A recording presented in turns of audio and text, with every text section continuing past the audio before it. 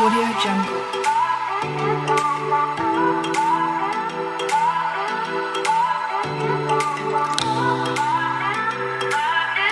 Audio Jungle. Good morning students. Tense के अंतर्गत आज हम लोग फ्यूचर टेंस पढ़ेंगे। फ्यूचर टेंस भी जानते हैं आप लोग कि ये भी 4 प्रकार के होते हैं। Future indefinite tense, future continuous tense, future perfect tense, future perfect continuous tense. आज हम लोग फ्यूचर का first part future indefinite tense पढ़ेंगे और इसको जानने से पहले हम इसकी पहचान आइडेंटिफिकेशन जानेंगे क्या है।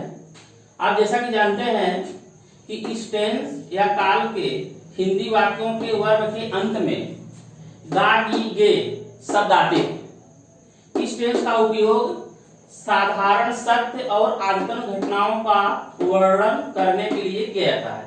इसमें क्या है कि जो साधारण सत्य हैं और आदतन घटनाएं हैं उसी का वर्णन करने के लिए इस टेंस का उपयोग किया जाता है।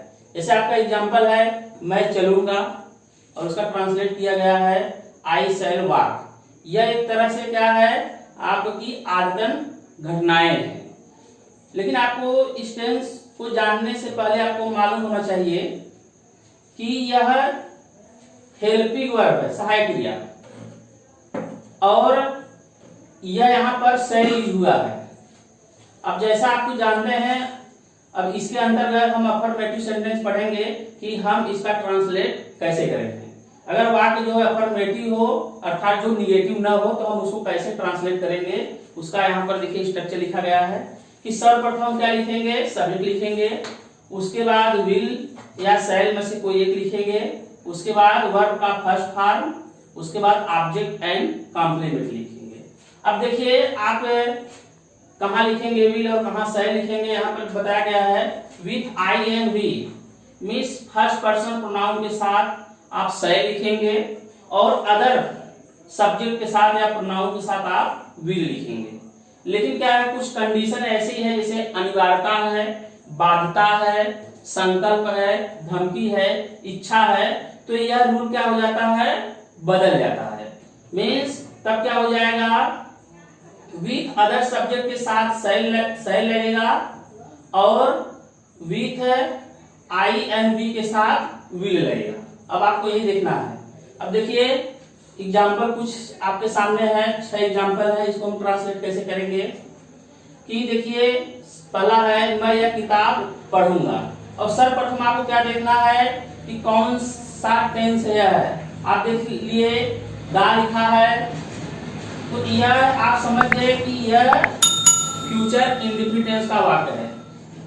तो आप सर्वप्रथम क्या लिखेंगे, सब्जेक्ट। अब आप देखेंगे सब्जेक्ट आई और वी तो नहीं है।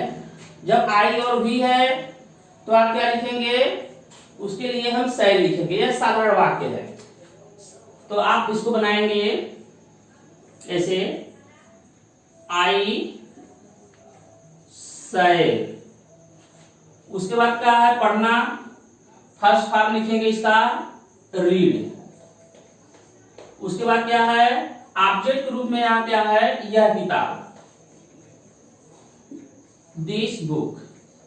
अब यहाँ पर ये देखिए अगर अनिवार्यता होती कि मैं यह किताब अवश्य पढ़ूंगा तब आप यहाँ करते I will read this book, means वहां पर अनिवार्यता सेंटेंस में आ जाती है। अब देखिए दूसरा वाक्य है, साधारण वाक्य है हम लोग वहां जाएंगे। अब देखिए क्या है वी शब्द की मीनिंग क्या होती है, WV। अब देखिए सब्जेक्ट हो गया और उसके बाद क्या है वी के साथ आप जो है विल शैल में से कोई एक लगाएंगे। आपको बताया गया है कि क्या लगेगा, वी के साथ यहाँ पर शैल लगेगा। आप लिख दिए वी शैल। अब देखिए जाना क्या है, इसके बाद वर्ब लिखेंगे गो फर्स्ट फॉर्म और यहाँ पर क्या लास्ट बचा है वहां, आप यहाँ पर लिख दीजिए देयर। आपका सेंटेंस बन गया वी शैल गो देयर। अब देखिए थर्ड क्या है, इसी तरह से कि राजू आज पत्र लिखेगा। अब यहाँ पर क्या करेंगे आप, सर्वप्रथम राजू के लिए लिखेंगे, सब्जेक्ट राजू है। अब देखिए आपको क्या बताया गया है, विल सेल्फ लिखा है, मेस विद अदर सब्जेक्ट्स। इसके अलावा जो भी सब्जेक्ट रहे साधारण वाक्यों में हम क्या करेंगे, विल लिखेंगे, राजू विल। अब उसके बाद देखिए लिखना क्या है, राइट, ऑब्जेक्ट क्या है, पत्र है, आप कह सकते हैं ये लेटर। अब देखिए यहां पर क्या है, लास्ट में टुडे, तो आप टुडे लिख दीजिए। आप जैसे हम जानते हैं टुडे साइड वर्ब है, शब्द है जिसका प्रयोग हम तीनों टेंस में करते हैं। अब देखिए आपका सेंटेंस बन गया, Raju will write a letter today, Raju आज पत्र लिखेगा। अगर यही सेंटेंस अनिवार्यता होता कि राजू आज पत्र अवश्य लिखेगा, तो यहां हो जाता Raju shall will write a letter today. अब देखिए फोर्थ एग्जांपल आपके सामने है कि बच्चे अपने दोस्तों के साथ मैच खेलेंगे। अब देखिए एक वाक्य एक साथ है, आपको देखना है कि जो जितने शब्द हैं किसके किसके साथ जुड़े हुए हैं, तभी आप ट्रांसलेट अच्छा करेंगे। अब देखिए बच्चे के लिए आप कह सकते हैं द चिल्ड्रेन। अब इसके साथ आप जानते हैं क्या लगेगा, हेल्पिंग वर्ब विल लगेगा। अब उसके बाद क्या है, खेलना, तो आप लिखेंगे प्ले। उसके बाद क्या खेलेंगे, ऑब्जेक्ट के साथ क्या, ऑब्जेक्ट क्या है, मैच, प्ले द मैच। अब देखिए इसके साथ अपने दोस्तों के साथ, अब साथ है लगा सकते हैं विथ। अब देखिए अपना दोस्त है तो वहां पर कह सकते हैं there, their friends.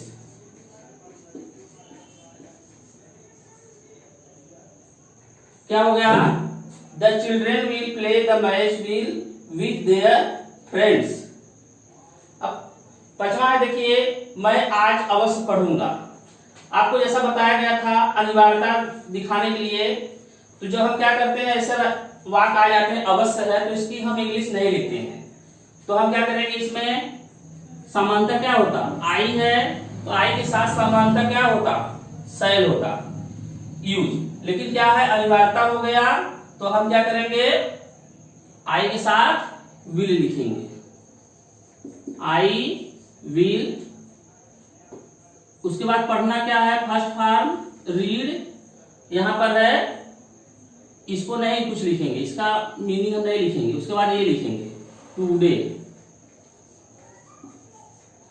Full stop, बन गया आई विल रीड टुडे, मैं आज अवश्य पढ़ूंगा। अब देखिए छठवां है, ए भी है, अनिवार्यता ही है, तुम्हें वहां जाना पड़ेगा। अगर इस प्रकार के वाक्य आए, मिस इसका मतलब हो सकता है कि तुम्हें वहां अवश्य जाना पड़ेगा। तो आप ऐसे बना सकते हैं, यू, यू के साथ क्या लगता है, वैसे विल लगता, लेकिन यहां आप क्या लगाएंगे, शैल, यू शैल। जाना क्या होता है, एक ही साथ रहेगा, जाना पड़ेगा मीन्स गो, उसके बाद वहां देयर। इस तरह से आपका सेंटेंस बन गया, यू शैल गो देयर, तुम्हें वहां जाना पड़ेगा। अब नेक्स्ट देखिए, हम लोग निगेटिव सेंटेंस का ट्रांसलेट करना सीखेंगे। उसका स्ट्रक्चर क्या होता है, देखिए सर्वप्रथम क्या है, हम सब्जेक्ट लिखते हैं, उसके बाद विल और शैल, मींस हेल्पिंग वर्ब के बाद हम क्या लिखते हैं, नॉट या नेवर। उसके बाद का फर्स्ट फॉर्म ऑब्जेक्ट कॉम्प्लीमेंट। इस वाक्य में कभी कभी क्या होता है, नहीं आता है, और कभी कभी कभी नहीं आता। जब नहीं आए तो नॉट लिखेंगे, जब कभी नहीं आए तो नेवर लिखेंगे। और एकदम रूल अफर्मेटिव की तरह है, केवल सब्जेक्ट हेल्पिंग वर्ब के बाद और मेन वर्ब के बीच में नॉट या नेवर है। जैसे एग्जांपल है, वह यहाँ नहीं आएगा, तो आप जानते हैं सब्जेक्ट क्या है, ही। उसके बाद ही के साथ आप क्या लिखेंगे, विल। आपको बताया गया है ही विल। अब यहाँ क्या है, निगेटिव सेंटेंस है, नॉट। आना क्या होता है, फर्स्ट फॉर्म कम। उसके बाद क्या है बचा हुआ, हियर कम। यहाँ मीन क्या होती है, हियर, फुल स्टॉप लगा देंगे।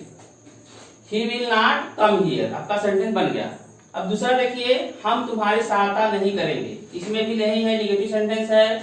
वी जानते हैं सब्जेक्ट क्या है, वी। आपको बताया गया है आई और वी के साथ शैल, फर्स्ट पर्सन प्रोनाउन है, तो क्या है, वी शैल। और उसके बाद क्या है, निगेटिव लिखेंगे, नॉट सब, नॉट। उसके बाद क्या है, वर्ब क्या है, सहायता करना, तो हेल्प। अब उसके बाद क्या है, ऑब्जेक्ट के रूप में तुम्हारी, इसकी इंग्लिश क्या होगी, यू, क्योंकि आप जानते हैं यू का सब्जेक्टिव केस और ऑब्जेक्टिव केस यू ही होता है। अब देखिए सेंटेंस बन गया आपका, we shall not help you. अब देखिए इसमें क्या है, राम आज पत्र नहीं लिखेगा, थर्ड वाक्य है। आप इसको बनाएंगे, राम, उसके बाद हेल्पिंग वर्ब विल नॉट, और उसके बाद मेन वर्ब लिखेंगे, लिखना, राइट। क्या है लास्ट में, ऑब्जेक्ट क्या है, पत्र है, राइट द लेटर। उसके बाद क्या है, सेंटेंस बचा है इसमें शब्द टुडे। क्या सेंटेंस बन गया, Ram will not write the letter today. अब देखिए चौथा बनाइए इस तरह से, वह वहां कभी नहीं जाएगी। अब देखिए सेंटेंस क्या आ गया है, कभी नहीं। यहाँ पर हम क्या लगाएंगे, नेवर। वह के लिए क्या होगा, सी। उसके बाद विल, नेवर। जाना क्या होगा, गो। वहां का देयर। सेंटेंस क्या बन गया, सी विल नेवर गो देयर। अब पांचवा देखिए क्या है, मुकेश कल शहर नहीं जाएगा। अब देखिए यहां पर क्या लिखेंगे, सर्वप्रथम मुकेश, मुकेश के साथ क्या लगेगा, विल। उसके बाद नॉट, जाना क्या होगा, गो। कहाँ है, जब गो आए और कोई हो तो यहाँ पर कॉम्प्लीमेंट के रूप में है शहर, तो गो के साथ टू लगाएंगे, गो टू सिटी। उसके बाद यहाँ क्या बचा है, कल। अब जानते हैं फ्यूचर टेंस में हम कल के लिए क्या लिखते हैं, टुमारो।